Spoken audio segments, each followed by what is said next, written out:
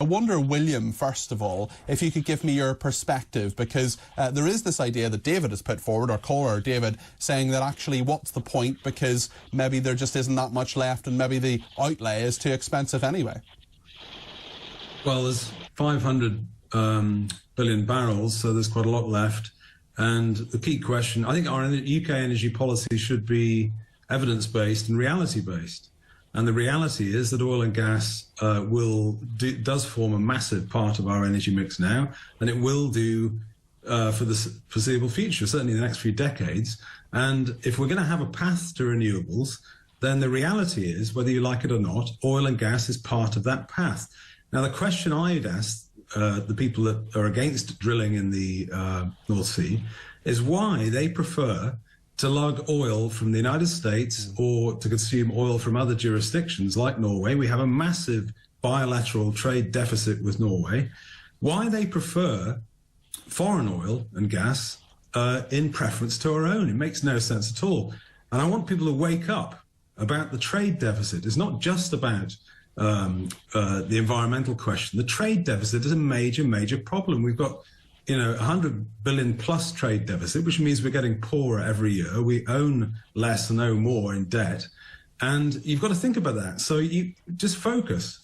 It's oil and gas is part of the energy mix and the ramp to renewables until basically, Peter, until we've built the nuclear power stations, which they seem very slow to get up and running, until we've built a full fleet of nuclear power stations to provide baseload in this country, you're going to need to have oil and gas, I'm afraid, and that's the reality. Okay. I prefer British oil and gas rather than imported foreign oil and gas. Okay, Ed Gemmell, that's a point, isn't it? Because even if we get to net zero by 2050, you're the leader of the Climate Party, oil and gas is still going to be part of our energy outlay, isn't it? Oh, absolutely not. I mean, I think we're all barking up the wrong tree. I think the caller, David, when he came in, had absolutely the right idea that we shouldn't be going ahead with the extra drilling at Rosebank. It doesn't add anything to our energy security, and it takes us on a regressive sort of anti-forward-looking policy. We've got to try and grip this new industrial revolution that's coming, and part of that is focusing ourselves on what needs to be done. We already know that our renewables are coming in cheaper than oil and gas in any case, and at some points the amount of renewables going into the system has dropped the price, the wholesale price, to almost zero. So it's wildly better for us to invest in that. But not only that, it's part of this forward-looking. We need to see Britain as trying to become a new industrial power in the world, in the clean industrial revolution, and to take a regressive policy of starting to open up new oil and gas fields at the same time as having a prime minister who's talking about 25% of our energy generation in the 2050s. But that's not just, Ed, with respect, that's not just Rishi Sunak, that's the Independent Climate Change Committee that advises government. Oh, on the basis of the current path that we're on. So what we're doing is, at the moment, we've got this ridiculous path where we stay at the back of the new clean industrial revolution. We don't get to the point of onshoring industry and manufacturing back into this country. And let's just note that we have destroyed our manufacturing base over the last decades.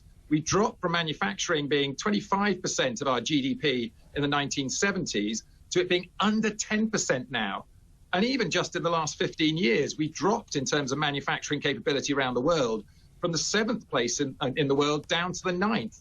We are on a downward spiral, and backwards looking MPs and backwards looking governments that are looking at keeping oil and gas pumping when we should be embracing the new technologies, getting ahead of everybody else, unleashing British innovation and investment, and that's got to be the way to go. William, why on earth do people keep looking at this regressive stuff? William, it's regressive, it's backward looking, it's a downward spiral, it doesn't add anything to our energy security. What do you make of that?